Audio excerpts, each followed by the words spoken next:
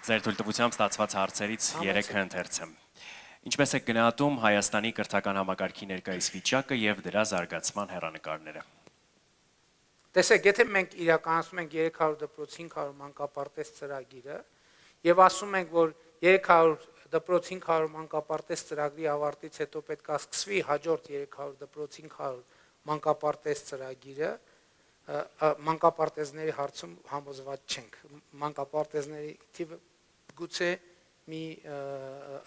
այլ կլինի։ Սա նշանակում է, որ մենք վատ ենք գնահատում Հայաստանում կրթական համակարգի վիճակը։ Այդ իմիջիայլոց տպավորություն է, որ երբեմն քաղաքացիները գրում են, որ կառավարությանը գրում են, որ կրթական համակարգի այս խնդրեմը կա, այն խնդրեմը կա, եւ տպավորությունն է, թե մենք ասում ենք, վայ, չէ, մեր կրթական համակարգը։ Ես ասում եմ, ոնց կարելի է ընդհանրապես խոսել Հայաստանում հանրակրթության մասին, եթե Հայաստանում կան գյուղեր, որտեղ դպրոց չկա ընդհանրապես, լավ գյուղ չասենք, որովհետև էլի մենք էլի այդ անդադ գայթակղությանը տրվում ենք, որովհետև դպրոցը գյուղի համար չի, դպրոցը երեխայի համար։ Ոնց կարող ենք մենք կրթական համակարգի վիճակը գնահատել բավարար, եթե կան բազմաթիվ երեխաներ, ում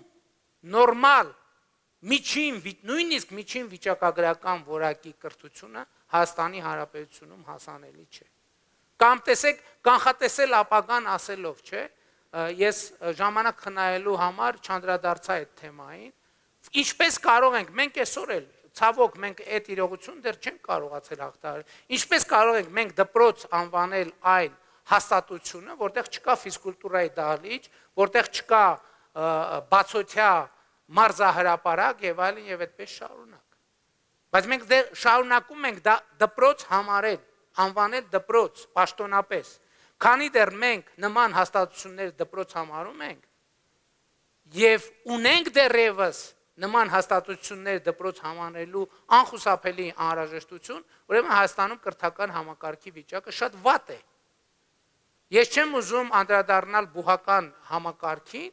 որովհետև չի կարող օրգանապես կտրված լինել։ Մի բուհում մի քիչ ավելի լավ, նույնն էլ դպրոցում, մի դպրոցում մի քիչ ավելի լավ, մի դպրոցում մի քիչ ավելի վատ,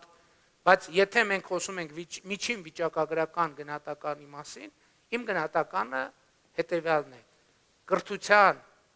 համակարգի վիճակը Հայաստանի Հանրապետությունում վատ է, բայց լավ լուրն այն է, որ մենք ունենք հստակ պլան եւ նախագիծ, ինչպես է պետք է փոխել այդ իրավիճակը։ Եկեք գնանք տեսնենք, օրինակ, նույն ուսուցիչների սոցիալական վիճակի հետ կապված խնդիրը։ Այսօր հանրապետության մարզեր այցելելիս ես հաճույքով իմանում եմ, որ մարզերում կան ուսուցիչներ արդեն, որ 500,000 դրամ աշխատավարձ են ստանում, 450,000, 400,000 դրամ, բայց սա չի նշանակում, որ մենք հասել ենք մեր երազանքին, որովհետև մենք պայմանավորվել ենք, որ ատեստացիաները կամավոր պետք է որոշակի շրջափուլով կրկնվեն, բայց հիմա մենք դեռ առաջին շրջափուլը նորմալ չենք ավարտել, երբ որ կավարտենք առաջին շրջափուլը եւ այդ պահից կանոնավոր ցիկլը կսկսի աշխատել։ Ես գիտեք, այն բանը չի մեր իրականության մեջ կամ գուցե ոչ միայն մեր իրականության մեջ։ Ընդհանրապես այդ ընկալումը կա, որ կառավարությունը մի ինստիտուտ է, որը պետք է ապացուցի, որ երկրում ամեն ինչ լավ է։ Վերջ, մենք հեսա մի տարի աշխատեցինք եւ երկիրը հասցրեցինք կատարելության, սա կառավարության միջին վիճակագրական ընկալումն է, իսկ ընդդիմությունը նրա համար է, որ ապացուցի, որ կործանվում է երկիրը կամ կործանվել է, բայց դեռևս ոչ բոլորն են դա պատկերացնում, դա սխալ է։ Իրականում եւ մենք իմիջիայլոց մենք սահմանափակված ենք նաեւ այս ընկալման, որովհետեւ շատ դեպքերում մենք վախենում ենք կամ սահմանափակված ենք իրականության հետ կապված խնդիրները սրությամբ դնելու, որովհետև հաջորդ ռեակցիան է, բայց դուք ինչով եք զբաղված։ Էս էլ է շատ կարևոր, բայց դուք ինչով եք զբաղված։ Մենք զբաղված ենք այդ խնդիրները լուծելով, ոչ ես սա առաջինը չեմ ասի, որովհետև հենց մեր խնդիրն է տեղա, որ երբ որ մեզ հարց են տալիս, ասում են, բայց դուք ինչով եք զբաղված։ Մենք էլի ռեֆլեքսով պատասխանում ենք այդ խնդիրները լուծելով։ Սա սխալ ընկալում է, որտեղ խնդիր լուծելու համար նախ խնդիրը պետք է հասկանալ։ Մենք տասնյակ խնդիրներ ենք լուծել Հայաստանի Հանրապետությունում եւ զարմանքով մի շաբաթ, մի տարի հետո արձանագրել ենք, որ այդ խնդիրը լուծված չի։ Ինչի համար, որովհետեւ մեզ թվացել է թե պարզ չի, Հայաստանում կա չէ այդ խոսքը։ Պարզ չի։ Ինչ են քննարկում։ Պարզ չի, ով չգիտի դա։ Ով չգիտի դա։ Ինչքան համոզված ենք ասում, պարզ չի, ով չգիտի դա, այս առաջին նշանն է, որ համընդհանուր ձևով մենք չգիտենք խնդիրը եւ նրա լուծումները։ Եվ հետեւաբար մենք անում ենք հետեւյալը. մենք փորձում ենք նախ հասկանալ խնդիրը, ինչպես առողջապահության ոլորտում դժվար կլինի, չէ՞։ Բուժառուին արդեն պետքա նախ ախտորոշվի, ինչա տեղի ունեցել բուժառուի հետ, որ բուժում լինի։ Մենք էլ դեպքեր ունենում ենք, որ առանց ախտորոշման ես բերում եմ միշտ Նեսոյի Ղարաբաղնիցը, ինչ պրոբլեմ, դոշակները լցրինք վրան ու նստեցինք վրան։ Երբեմն բուժումը օգնում է ախտորոշելուն։ Հիմա ըստ էության այո, բուժումը օգնում է ախտորոշելուն, եւ երբ որ մենք 300 դպրոց 500 մանկապարտեզ ծրագիրը որպես բուժում սկսեցինք, մենք ընդհանրապես հասկացանք, որ այդ բուժման ընթացքում մենք իմանում ենք բաներ, որ դրանից առաջ չգինեինք, եւ եթե ծրագիրը չսկսեինք, երբեք էլ չէինք իմանա։ Երբեք չէինք իմանա։ Մեր գործընկերները ներկա են առնվազն 4 պաշտոնյա, փոխվարչապետը, ԳԳՄՍ նախարարը, տարածքային կառավարման եւ ենթակառուցվածքների նախարարը, քաղաքաշինության կոմիտեի նախագահը, եւ ես չեմ վախենում ասել, որ մենք ինչի ենք գնում ամեն դպրոց, նախ քաղաքական առումով այդ ընդգծելու համար, երկրորդ հետ էլ չժխտենք, բանն էլ է կարևոր, հանրային հաղորդակցությունը ցույց տալու համար մեր գործը, բայց ես ուզում եմ անկեղծորեն ասել, գոնե մեր առաջնային մղումը սովորելն է։ Մեր առաջնային մղումը սովորելն է, որովհետև այդ հաղորդակցությունը մեզ շատ բան է տալիս, մեզ շատ բան է սովորեցնում։ Վատ, բայց կայուն եւ անհույս չի, եւ ամեն ինչ պլանավորված է եւ ապագան կանխատեսելի է։ Շնորհակալություն, հաջորդ հարցը, որ ստացել ենք դահլիճից, ինչպես եք տեսնում ակադեմիական քաղաքի դերը Հայաստանի կրթական էկոհամակարգի վերափոխման եւ երիտասարդ մասնագետների ներուժի լիարժեք իրացման գործում։ Ըստ էության ես դրան անդրադարձա, ամենակարևոր ընկալումը, որ ընկալման փոփոխությունը, որ մենք պետք է ունենանք, հետեւյալն է։ Բուհը հարգելի ներկաներ, մարզի համար չէ։ Բուհը ուսանողի համար է։ Դպրոցը գյուղի համար չէ, դպրոցը երեխայի համար է։ Եվ այսպես շարունակ, որովհետև երբ որ մեզ ասում են, ակադեմիական քաղաքում ուզում ենք ուսանողներին կենտրոնացնենք, ես մյուս կողմից ասում են, բա պետությունը ինչի Քեմբրիջի, Օքսֆորդի համալսարանների համար ծրագիր չի անում, որ գնան այնտեղ։ Այստեղ հակասություն կա։ Այսինքն ասում են մարզերի ուսանողներին ուզում ենք տանենք Երևան, մենք եղել է դեպքեր, օրինակ մարզերի հեռավոր գյուղերից ֆինանսավորել ենք, մեզ համար զարմանալի ձևով ոչ թե ֆինանսավորել ենք, այլ խնդրել ենք, որ ֆինանսավոր, մեզ համար զարմանալի ձևով մեկ էլ մի գյուղից մի շրջանավարտ ընդունվել է աշխարհի թոփ համալսարաններից մեկը։ Մենք այդ ուսանողին ասենք, գիտես ինչ, մնա այդտեղ, ոնց գյուղ ուզում ես դատարկես։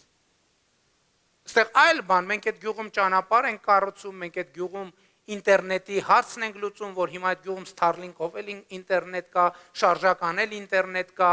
մալուխով էլ ինտերնետ կա, որ հնարավոր լինի նաև գյուղում ապրելը, աշխատելը եւ այլն եւ այդպես շարունակ։ Իսկ ակադեմիական քաղաքը մենք տեսնում ենք տեխնոլոգիական ոլորտի մեր գործընկերներից շփվելիս ես մի հատ լավ բառ եմ սովորել, աքսելերացիոն կենտրոն։ Ակադեմիական քաղաքը Հայաստանում զարգացման մտքի աքսելերացիոն կենտրոնն է։ Եվ մենք այդպես ենք ասենք գրավիտացիոն կենտրոն պետք է լինի, որի շուրջ պետք է տեղի ունենան իրադարձությունը եւ ինքը հայաստանյան ռազմավարական զարգացման աքսելերացիոն կենտրոնն է եւ տնտեսության, եւ մշակույթի, եւ սպորտի, ամեն ինչի։ Շնորհակալություն եւ հաջորդ հարցը Կա արդյոք հատուկ ռազմավարություն մասնավոր հատվածի ներդրումները խրախուսելու համար ակադեմիական քաղաք նախագծի համատեքստում։ Այո, մենք այնտեղ ունենք 8 պետական բուհի նախագիծ եւ մասնավոր բուհերի նախագծերի համար նախատեսված տարածքներ։ Բայց այստեղ ամենակարևոր ռազմավարական մոտեցումը հետեւյալն է, որ նաեւ մասնավոր հատվածը հասկանա, որ սա ուղղակի հերթական PR ակցիան չի, սա լուրջ է եւ դրա համար պետքա կառավարությունը սկսի ներդրումներ անել